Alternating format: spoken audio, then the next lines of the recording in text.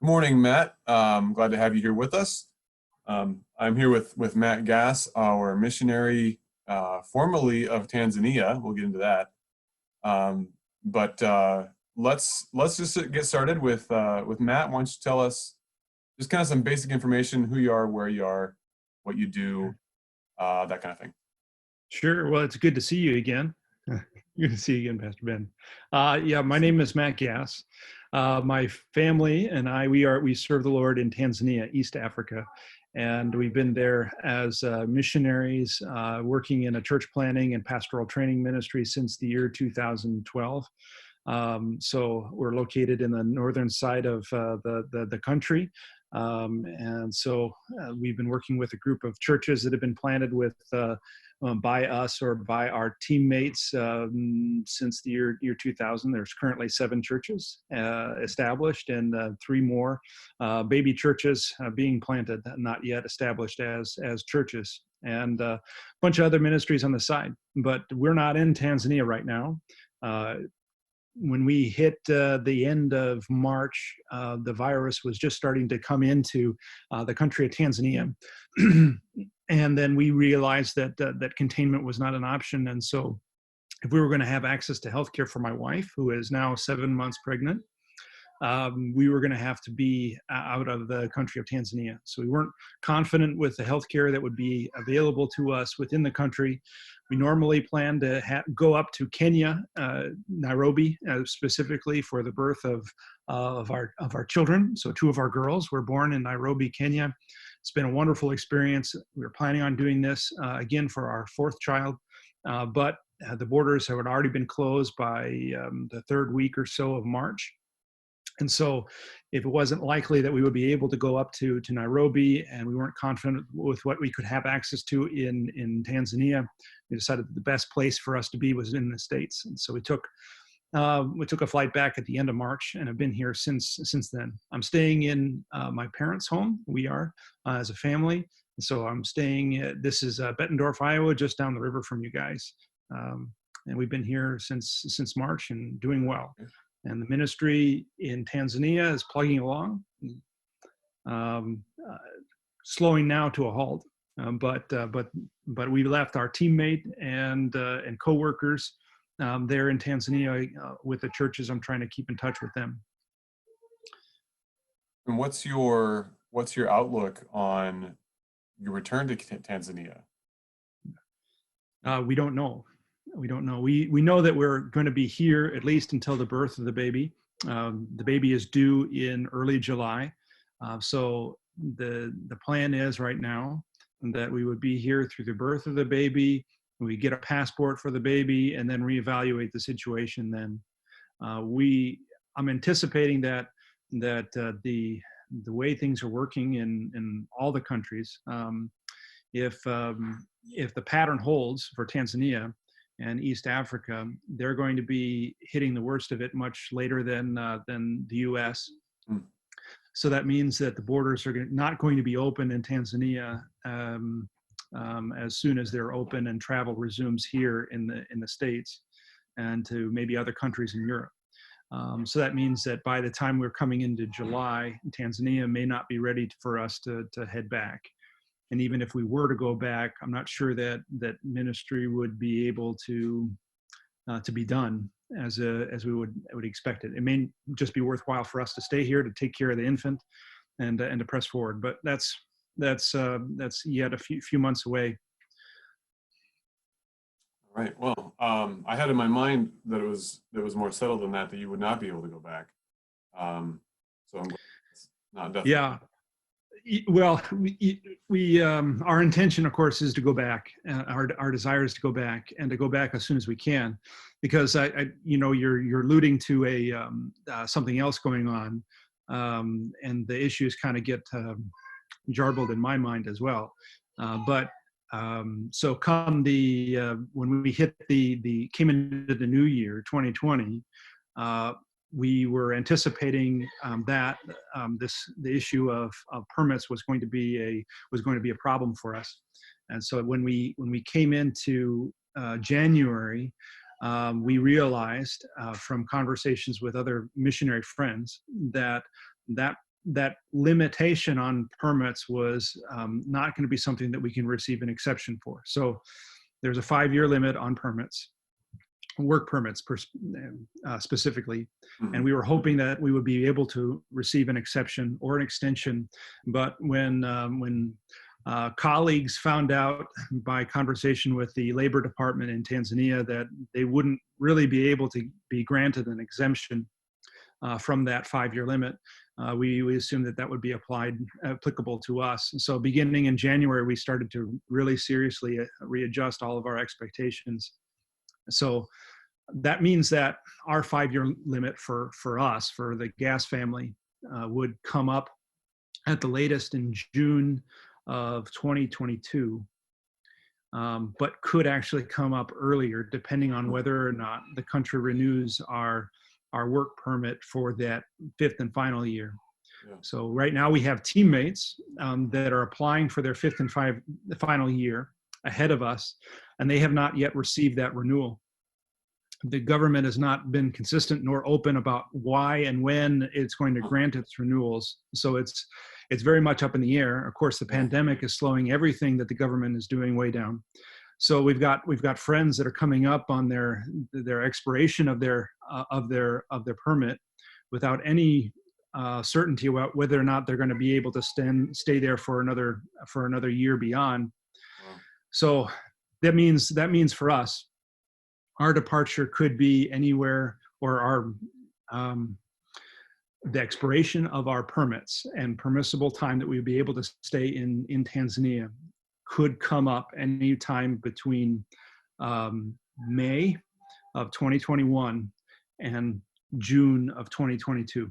We have at least a permit that'll get us through this time next year, assuming that we can go back sometime in there regarding the pandemic. So yeah, either way, our timeline has just been blown to bits.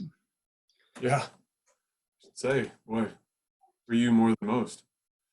I mean, everybody's schedule's messed up pretty royally. Yeah, of course. We'll certainly pray for that in detail now that I understand it better. Can you give us, you alluded to your ministries in Tanzania, which are fantastic, by the way. It excites me to no end what you are accomplishing and how you're doing it. But can you talk us through a little bit about what the state is right now in the middle of the pandemic, or maybe even what you're saying kind of toward the beginning of the pandemic there for them, and then possibly if you have any way of having any foresight on what will the ministries look like post quarantine. Sure, I'll do my best. I understand. This is our youngest, by the way, current youngest. This is Nia.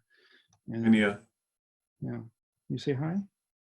Yeah. So yeah, if you don't follow me, you can just look at her and be impressed by her cuteness.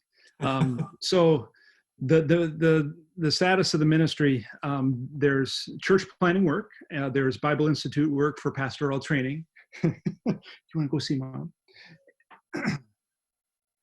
And we'll just start with that. There's other things going on. There's a children's home. There's other projects. Most of those other projects are just being cut off and being jettisoned because of the permit situation, because all of those projects are lesser priority and they have got longer timelines. So we just basically cut off a whole section of our ministry. Priorities, of course, for us are establishing a group of churches that's going to multiply itself. And so we've got those 7 established churches, 3 more that are being planted, and there's always discussion about other churches being planted and started in places where they need it. So coming up on this issue with the permits that we referred to, they knew that the churches recognized that we as missionaries were not going to be there much longer. And so the discussion about about church planning basically stopped, with the exception of those 3 church plants that have already been started.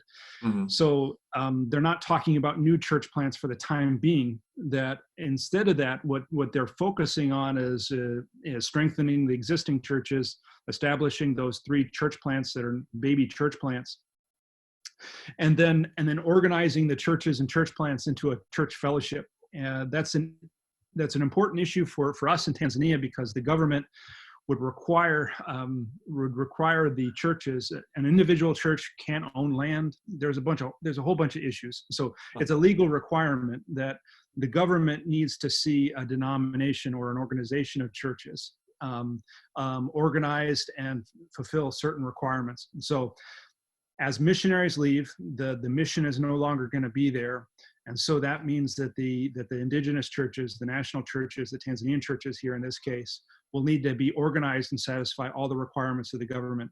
That's been our focus. And we've started that, 2017, to organize them in such a way. We had to put the finishing touches on it.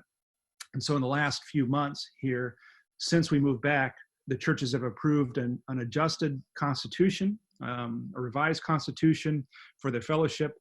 They voted on officers, and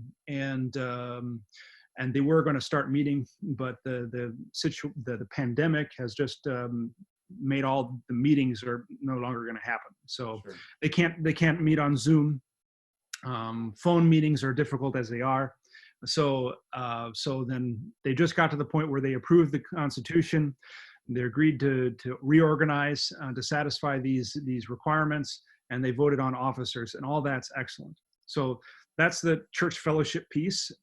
We're going to transfer land ownership and other responsibilities over to them, so they can satisfy all the obligations that the government has been putting on churches. Mm-hmm. They can take care of that with our support and our help. They're going to start to get used to that as we missionaries are stepping out of the picture. Okay. So that's the church fellowship side. The church planning side is as far as new church plants, is on hold. The 3 existing church plants that are baby churches right now, they're doing well. They're moving forward. We got one that they're looking at calling a pastor. They've hoped to call a pastor in March, but I don't know that it hasn't happened yet. They're wanting the church that is these new believers to do the work of calling. But they basically have a man identified that they like to see be pastor. They're just trying to build up the confidence and understanding to call this man as their pastor. Yeah. So that's a great situation. The church planner is also a pastor of another church, one of the other established churches, and he's just worn out. He's done an excellent job, but he doesn't want to pastor 2 churches simultaneously. Yeah. So he's eager to see this other man called as their pastor to move and to get settled and established. So he's in a hurry, but this baby church is not in a hurry. You put it that way. Otherwise, they're doing well. And likewise for the other churches, they've got a church planner in place that has a place to live, and he's doing well. In the church in Gaeta, there's a little church now outside of the capital city of Dodoma that is way far away from the rest of the churches. Providentially happened that one of our Bible Institute students was moved out there and given a government job in a hospital clinic, because that's where his training is. There's no churches out there, so he asked if he could be supported, not financially, but if he could be given the blessing of the established churches to start another church. He's got a group of people meeting for worship. They're about to identify him as their pastor. So, in all other regards, the church planning side is going well. So then there's the Bible Institute. The Bible Institute coming to the realization that we weren't going to be able to continue beyond 2 years in the future. We were going to hope to be around much longer so that we could train up teachers. Yeah. And step farther away slowly, but that timeline's not going to happen. So we're trying to figure out how we can entrust the teaching to the churches, so that they can continue to train pastors and church planners, and disciple even from a basic level on up to mature believers. And we're trying to rethink how to do this. And that's what I've been here in Iowa working on. We're not going to be able to actually test any of my ideas because nobody can meet. But that's what we're in the midst of doing. The classes were meeting for a time up until just this past month, and then everything stopped, and there's no substitute for them. Currently, the churches are still meeting for worship. The government of Tanzania has not required that churches stop meeting. It's been because of our encouragement with them that they're considering now to halt their meetings. We're still working that out. All of the meetings and ministries besides worship have all been stopped, for the time being. So was that a fire hose? Did you I thought it was catch great. all of that? Make sense? I think so. Okay. And we're relatively familiar with what you do in broad terms anyway, so I just kind of filled in some holes and fleshed out some of the details. So what are you seeing, and you can answer this from your own, you personally and your family, but also from the churches in Tanzania. What are you seeing spiritually coming as a result of this quarantine and the pandemic and all the upheaval and everything changing? How are people responding spiritually to that, and what is God doing through that? I can get my understanding of what is happening there, and people's response is limited. I can make phone calls from here and talk to some of the pastors, and what we can talk about on the phone is limited, not for security reasons, but just because of the nature of how we and Tanzanians use the telephone. It's beyond. I'm not expecting a Tanzanian, even a good Tanzanian friend, to open up completely on a telephone call, and so. Because of the medium, but also because of the time, there's an expectation that a telephone call is not going to be a long conversation, and in much of Africa, you do small talk for a half an hour at least before you get into anything substantive. And so if your phone call is limited to 20-30 minutes, you're just getting past the pleasantries. So I can ask simple questions about what's happening, but really, it would take a very special relationship between me and another Tanzanian friend to be able to go beyond that. So, what I can see, I'm impressed with. That is that everybody's response up to this point has been very mature. They're recognizing that what is happening is of the Lord. And as difficult as it may be, there's going to be good that comes out of it. So there's a lot of hope being expressed that the churches will be able to grow spiritually through it, and that people and families will be able to benefit from this spiritually. So on a simple level, they're saying that if what this means for us is that we're just shut up together with our families for Bible reading and prayer, that has to be a good thing.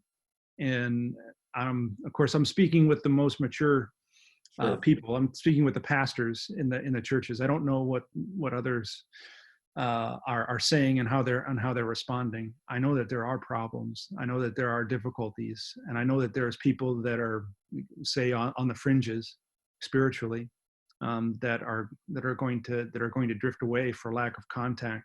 Yeah. And I know that I'm actually, at this point, people can stay in touch with people there in Tanzania. Some ministries have shut down, but the churches continue to meet. So the most immediate effect right now on people is an economic one. Prices are starting to go up. Material and foodstuffs and things that have been, commodities have stopped becoming available as consistently. And I mean, employment is not an issue there. Everybody's self-employed and subsistence workers, but that's starting to affect people. So, of course, our question is, um, how are people going to respond spiritually to the economic pressure that's being put on them? Yeah. And as people become sick, how are they going to handle and deal with that? Are they going to turn to the Lord or not? And it's well, it's too early to tell. So on the outset, it's really encouraging, and in fact, it's really challenging to me to see people talk about how they're grateful for the opportunity to spend more time in prayer. Good. That's very encouraging. Um, I think it seems like here in our church, and I think kind of in the U.S. in general, and you can speak to that too, but because you're here, but it seems like what this has done is act as an accelerant for our churches. People who love the Lord and want to serve Him are being pushed to take more personal responsibility in doing that. People who are only kind of, midland being at church and only marginally connected, it seems like maybe there's a possibility about pushing people away. Mm-hmm. If wherever direction people are going, this is helping us go there faster. Do you find that same thing where you're at in Iowa? And how do you think? Do you think it'd be a similar thing in Tanzania, or is it? What do you think? I yeah, I would agree that in many ways, the way I thought about it was that was that as if when lockdown occurred, that many things and situations were just kind of frozen in place. That if the relationship and if the spiritual health of a person or a group of people is just stuck at the place that it was at. And I think that there's evidence, though, that not all things are frozen, that because of the challenge and the pressure being put on people, that there is growth. I'm hearing people from my own church in Detroit, that are speaking of how this has really strengthened relationships between people, albeit through Zoom. You've got more people involved in prayer. You've got more people involved in these splintering Bible studies and so forth. And there's people that are actually opening up to the gospel because they're now a captive audience to Sure. to believers. And so you have interesting opportunities coming as a result of that. With regard to what's happening in Tanzania, I know that much of it has to do with what I was saying about telephone calls. That I know that I can't really build a relationship with somebody in Tanzania over the phone. That those relationships were really those are really built up by going and doing something with somebody, making a visit with a pastor, and visiting somebody else with him, and spending time with his family, or engaging in ministry together, or opening up a Bible, face to face in his living room. That's where relationships grow. And so the quality of my phone calls now with them depends on where my relationship was at with them before I left the country in March.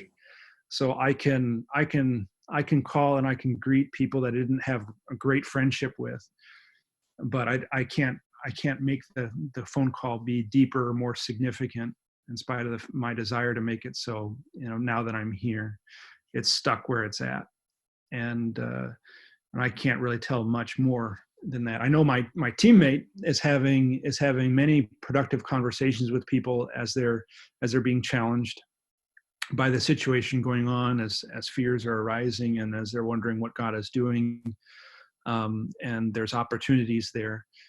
And I don't know more as far as what the pastors are able to do. They speak very generally about things, which is typical for them. Typically very positive, but very very big picture Sure. positive. God is working. God is doing good things, and that's normal. I have to press deeper, and that's hard to do for now. Sure.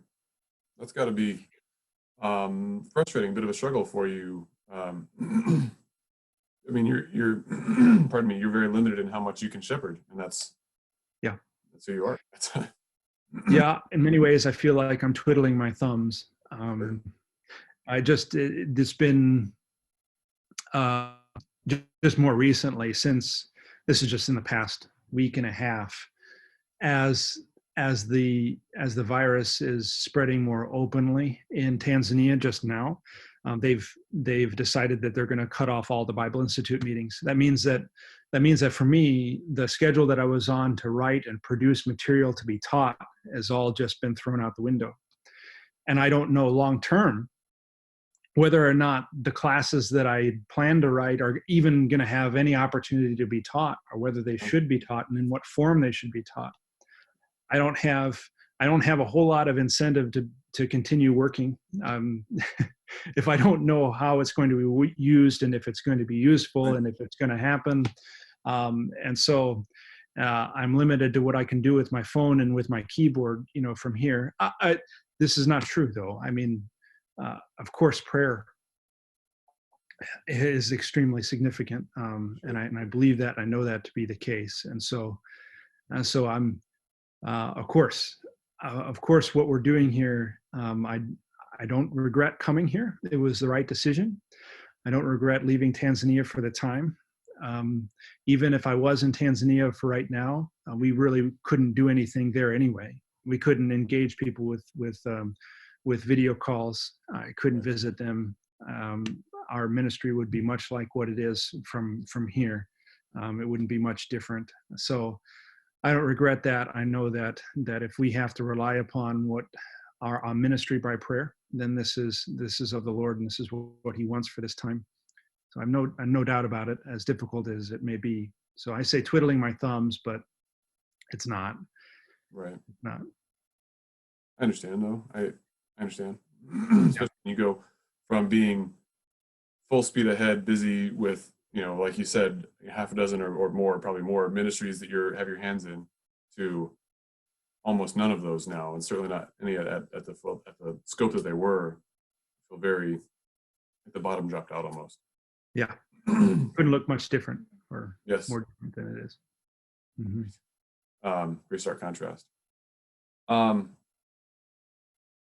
is your family doing during this? How are they handling it, and what's it been like for them? I praise the Lord that the family is doing very well. Laura, now 7 months pregnant, is hanging in there. At our age, this has been the most difficult physically, most difficult pregnancy for her physically, the fourth. But she's doing well, and everything seems to be healthy. I'm grateful that we've been able to receive care here that we wouldn't have been able to receive even in Nairobi, Kenya. So we've had some questions answered in a way that couldn't have been answered there. So I'm grateful for that. So I'm grateful for the care that she's receiving, the rest that she needs, she's able to get for the most part. The kids have responded really well. This was a whirlwind for everybody, and I think that even 6 weeks or more since we landed here, we're still trying to sort through our own thoughts and responses. We haven't yet really figured out what we're feeling and what we're thinking about things. But I think that the kids have responded really well. They've enjoyed being here. They've expressed, of course, desire to go back, to be with their friends, to play. They wanted to play outside. We couldn't do that here in Iowa and Wisconsin for several weeks. We had snow, right? You guys had snow since the end of March, like us right here. So we don't have weather like that in Tanzania. They can go out and play outside practically every day. Right. So that was an adjustment, but there's been a lot of things that they've been able to be excited about. It's been strange. I know that's been strange for everybody, but we're here in the States. We're so close to people that we long to see when we're in Tanzania. And yet we're here, we're geographically so much closer to them, but we can't go and see them. Right. At least we can see my parents. We've been able to see my sister and a few cousins and things like that. That's been a highlight for for the kids, for all of us, and an unusual blessing that we've been able to take advantage of. Besides that, there's ice cream here. There's takeaway pizza. Donuts. So important things in life. yes, right, in life. Healthcare and donuts and pizza and everything else will find its place. So I don't know how the kids are going to take this in the long run. They're processing a lot, but they're still so young. I mean, what they really care about is that their parents are here, that we're doing the same things that we have been doing. You know, we eat, we sleep, we play, we do school for Ian, and we talk about Jesus, and then we go out and we throw a ball around, or we wrestle and stuff like that. Those things haven't changed, and we're able to do all of that here, and I think that that's really what they care about now. The things that have changed, they're processing well, but that they experience change is not a new thing for us. We move quite a bit, from season to season and from year to year, and visiting houses and changing beds, and sometimes that's planned and sometimes it's not. So that their context has changed is not a new experience for them. I hope that through all of this they get the sense that that those things that are unchangeable, that God and the gospel are still just as real where they're at now, despite the changes that they do see. That's really what we want them to get out of it, and I think that for their age, they are responding with that understanding. Good. That's a blessing. It's encouragement to, with all the upheaval that there is for everybody, it feels very stabilizing when your own family is well stable, is secured and taken care of. I understand that. That's right. Something you said kind of brought up a thought in my mind. What is your connection with your church in Detroit, and then are you able to do anything with your parents' church there in Iowa? Basically, other than your Tanzanian centric ministries, what are you doing as far as anything outside your home for ministry right now, and while you're here in the States? There hasn't been much. There's been more of these types of interviews with pastors like yourself. There been updates that we've been doing. With our church in Detroit, we've been meeting with them for prayer through Zoom, with various groups. Occasionally, so I was with a group of young couples last night for their midweek prayer meeting that they're doing, and as we're invited, I jump in as we can. Occasionally with other meetings with our other partnering churches, but not a whole lot. So we haven't been asked to I haven't been asked to preach sermons or things like that. So it's been we've enjoyed the privilege of praying through Zoom, talking with people about what's happening here, hearing from them what their experiences are, being able to pray with them. That's been the bulk of it. Our church in Detroit is in a similar situation as yours. Their ministries, besides their prayer meetings through Zoom, have all been come to a halt. We're trying to keep track of prayer requests and people that are vulnerable physically at this time. Trying to help as we can, but because of the distance, the help is in sending material and prayer. Right, that's understandable. Not a big surprise either. Everybody's ministry is limited, and different than what it was. That's right. Is there anything else that you've been thinking about, or that the questions I sent you had brought up, or that's been on your heart that you wanted to share with us, or anything anything else that you wanted to address, or any questions you had, for us, for our situation, or for me? Oh, I've been, well, my thoughts about what's going on, changes from time to time. The way that we process the situation varies. My own feelings and outlook vary from day to day. But what I've been thinking about just yesterday and today is just on. It's come from Lamentations 3. Of course, there's the passage that we're all more familiar with than not, how God's mercies are renewed every morning, because his faithfulness is great. But verse 24 and following says, the Lord is my portion. Says my soul, therefore I have hope in him. The Lord is good to those who wait for him, to the person who seeks him. It is good that he waits silently for the salvation of the Lord. Coming back to this thought that it's good to wait. Mm-hmm. It's a good place to be, and to be forced and to realize, to be graciously brought to the point where you can't do anything but wait. Waiting is not passive, but it's an active expression of dependence upon God, that he is my strength and he is my wisdom and that he is my answer, and that I know that the hope that I have, that my hope in salvation, but also hope that the good that he will do will come at the time that he wishes, is not now, it's future. And so this is where the waiting comes in. Right now I'm left waiting for that hope to come, to be realized. And that is a good place to be. And this is what I'm meditating on and thinking on. I don't know how things are going to go. I don't know how the churches are going to fare. I don't know how my pastor friends are going to work out. I don't know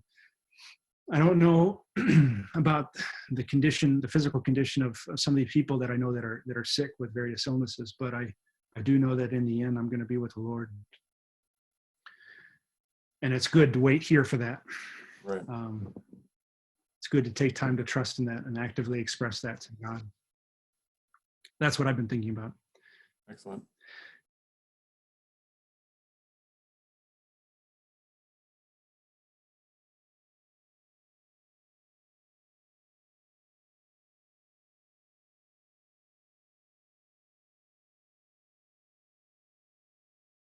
Well, Matt, I really appreciate your time, your input, your wisdom, your openness, and sharing where you're at, where your family's at, and all your ministries.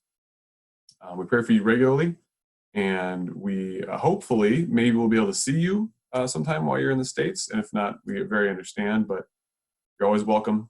Whenever you're available, you're welcome here. So hope to see you sometime. And we're praying for you. Yeah. Thank you so much for praying.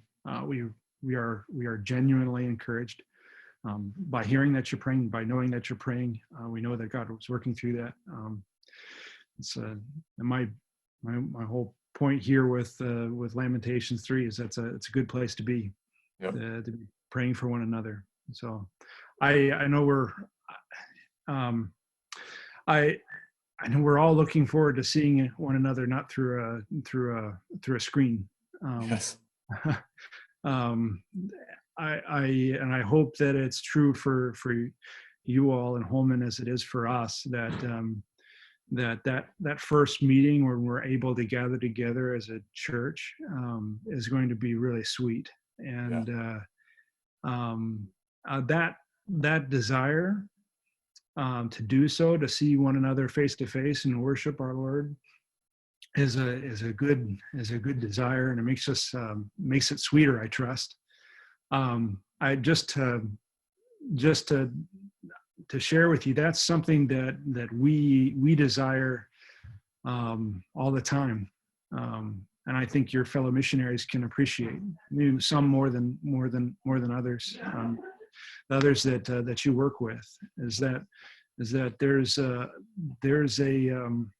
unrealized hope and desire where they're serving at, to gather together with God's people to worship. we of course in Tanzania, but it's not the same. And the churches are not the same, and worshiping in another language is just not the same. And when we get to come back to the States to do that with our home church, it is an extremely sweet reunion. So I just would encourage you guys, the first time that happens, and you get to gather again, and the joy that you feel, that's much what we experience when we get to join with our sending church and with our home churches, and worship in English, when we get the few and far between opportunities to do that. It's a blessing and a joy. So now you all get to know a little bit more about what that feels like. Well, man, I think that's an excellent truth for us to learn. I think if that's the only takeaway we have from this whole interview, I hope that's not the case, but if it is, I think it's worth it, because I never would have thought of that we are right now getting a little tiny taste of normal life for overseas missionaries. And that can hopefully help us develop our understanding of what it's like to be you, and for the purpose of improving our prayers for you, our appreciation for you. So I thank you for sharing that. That's excellent. That's something that we never could have come up with or realized without you were sharing that. So thank you very Nor much. would anybody choose it, right? Right. Sure, right. Yeah. Mm-hmm. Willing sacrifice on your part. Well, good. Thank you so much, Matt. Thanks for the input, that insight. Thank you for your time. And more than anything else, thank you for your love for Jesus and your efforts to continually help other people to love him and know him better. We'll talk to you again later. It's a privilege. And God bless to all you. You too.